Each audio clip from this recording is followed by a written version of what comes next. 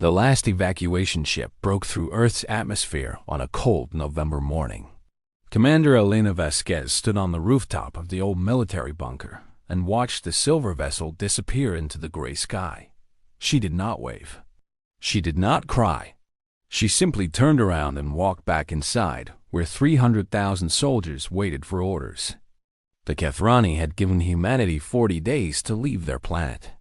Their massive fleet hung in orbit like a dark cloud of metal and death. They wanted Earth, not the humans on it. Just the planet itself, with its rich minerals and perfect climate. They had done this to 17 other species before. They called it cleansing. They called it efficient. They never expected anyone to stay behind and fight. Elena walked through the underground corridors of the bunker. Men and women in worn military uniforms stood at attention as she passed. These were not the young and healthy. Those had left on the ships with the children and the elderly and the scientists who would rebuild humanity somewhere else. These were the old soldiers, the wounded veterans, the ones who had already given pieces of themselves in previous wars. They had nothing left to lose and everything to prove. Sergeant Major Thomas Chun fell into step beside her. He was 63 years old, with a mechanical leg and burns covering half his face from the Mars Rebellion 20 years ago. He should have been on one of those ships. His daughter had begged him to come, but Thomas had smiled and told her that someone needed to teach these aliens what humans were made of. The command center was buried deep beneath the Rocky Mountains. Screens covered every wall showing satellite feeds of the Kethrani fleet. There were over 10,000 warships up there. Each one was the size of a small city. Their weapons could glass entire continents in minutes. Against them, humanity had managed to hide 300 orbital defense platforms, 2,000 atmospheric fighters, and the determination of people who had decided that running was not an option. Elena took her position at the central command station. Around her, officers from every nation on Earth worked together. Old rivalries had been forgotten. Old hatreds had been buried. When faced with extinction, humanity had finally learned to stand as one. It had only taken the end of the world to make them see what they should have seen all along. The Kethrani High Commander Vex Torak watched the last human ship leave with something like amusement. His species had evolved on a world of plenty. They had never known hunger or war among themselves. They had spread across the galaxy by simply taking what they wanted from lesser species. The idea that anyone would stay behind the fight was not something his tactical programs had ever considered. His second officer approached with a data tablet. The scans showed approximately 300,000 human life signs still on the planet. Vex Torak made a sound that passed for laughter among his kind. 300,000 against his fleet of millions. It would not even be a battle. It would be pest control. He gave the order to begin the cleansing. The first wave of landing craft descended through the atmosphere like metal rain. Each one carried 500 Kethrani warriors in their gleaming battle armor. They expected to find scattered refugees hiding in ruins. They expected easy targets and quick victories. They found neither. The first landing craft touched down outside what had been Chicago. The doors opened and Kethrani warriors poured out with their plasma rifles raised. They made it exactly 14 steps before the ground beneath them erupted. Elena had spent the last 40 days turning every major landing zone into a death trap. Mines, automated turrets, and hidden bunkers filled with soldiers who had been waiting for this moment. Private Sarah Mitchell was 71 years old. She had fought in 3 wars and buried 2 husbands. Her hands shook from a nerve condition that the doctors said would kill her within the year. But her hands did not shake when she pulled the trigger of her anti-armor rifle. She watched the first Kethrani warrior fall and felt something she had not felt in decades. Purpose. The battle for Chicago lasted 6 hours. The Kethrani lost 8,000 warriors. They had expected to lose none. Vex Torak stared at the reports with growing confusion. These humans were supposed to be fleeing. They were supposed to be afraid. Instead, they were fighting with a ferocity that his tactical programs could not explain. He ordered a second wave, this time with air support. The Kethrani fighters screamed down from orbit expecting to sweep the skies clean.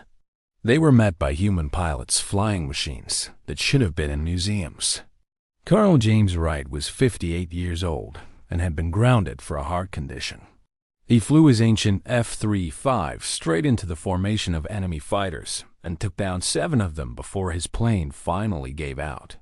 His last words over the radio were a laugh. The Kethrani began to understand that something was wrong. These humans did not fight like a species trying to survive. They fought like a species that had already accepted death and wanted only to make their enemies pay for every inch of ground.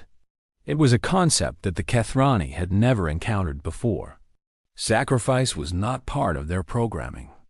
Elena coordinated the defense from her bunker as days turned into weeks. They lost soldiers every hour. Every battle cost them people they could not replace. But they made the Kethrani pay. For every human who fell, 10 aliens died, then 20, then 50. The exchange rate kept climbing as the defenders learned their enemies' weaknesses and exploited them without mercy. Sergeant Chun led a night raid on a Kethrani supply depot. His team was made up of 12 soldiers whose average age was 54. They moved through the darkness like ghosts, using techniques that the aliens had never seen before. Guerrilla warfare, ambush tactics, fighting dirty. These were things that humans had perfected over thousands of years of killing each other. Now they turned those dark skills against a new enemy. The depot burned for 3 days. The Kethrani lost enough supplies to support 10,000 warriors for a month. Chum lost 2 of his people getting out. He carried one of them on his back for 6 miles through enemy territory. When they finally reached safety, he sat down next to the body of Corporal Diana Ross and cried for the first time in 40 years. Vextoric demanded explanations from his officers. How was this possible? How were 300,000 aging warriors holding back a fleet that had conquered 17 worlds? His officers had no answers. Their tactical programs had no data on enemies who refused to surrender. Their simulations had no models for soldiers who saw death as victory. The truth was something that the Kethrani could never understand. The humans who had stayed behind were not fighting to win. They knew they could not win. They were fighting to buy time. Every day that the Kethrani spent on Earth was a day that the evacuation ships traveled farther into space. Every alien that died here was one less alien to chase those ships. Every battle was a gift of time to the children who would carry humanity forward. Elena received reports that the evacuation fleet had reached the jump point. In 3 more days, they would be beyond the range of any Kethrani pursuit. She smiled and ordered her forces to increase their attacks. They needed to keep the aliens focused on Earth. They needed to make sure that not a single ship was sent after the fleeing civilians. The final battle began on a Tuesday morning. The Kethrani had lost patience with their ground campaign. Vextorak ordered his fleet to begin orbital bombardment. If they could not root out the humans with soldiers, they would burn them out with fire from the sky. Elena watched the first plasma strikes hit the western coast. Millions of tons of earth and rock vaporized in seconds.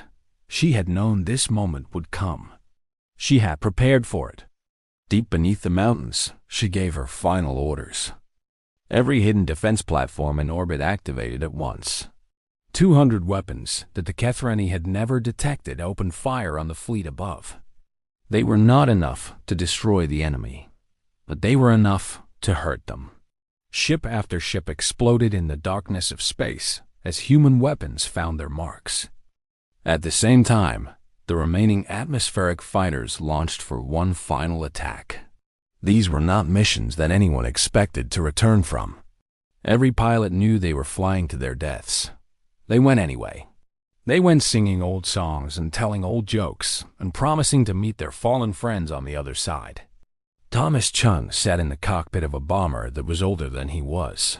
His target was the flagship of the Kethrani fleet. The massive vessel hung in low orbit like a muddle moon. His fighter was damaged. His weapons were almost empty. But he had one thing left: his plane itself, loaded with every explosive they could find. He thought about his daughter as he pushed the throttle forward. He hoped she would understand. He hoped she would tell her children about the day that humanity stood its ground. He hoped she would be proud. The explosion lit up the sky. The Kethrani flagship broke apart in a ball of fire that could be seen from the surface. Vex Torak died never understanding what had happened. Never understanding that he had lost the creatures who were willing to die for each other. Elena watched the flagship fall from her bunker as the ceiling began to collapse around her. The bombardment was tearing the mountain apart. She had minutes left at most. She spent them sending one final message to the evacuation fleet. The message was simple. 3 words that would be remembered for as long as humans existed. We held them. The Kethrani eventually took Earth, but it cost them. Over 2 million warriors dead. 3,000 ships destroyed. Their fleet was crippled. Their supplies were exhausted. They had no strength left to pursue the human ships that were now far beyond their reach. 300,000 humans had fought and died so the billions could live. They had taught the galaxy a lesson that would never be forgotten. Humans were not prey. Humans were not victims. Humans were the species that would rather die on their feet than live on their knees.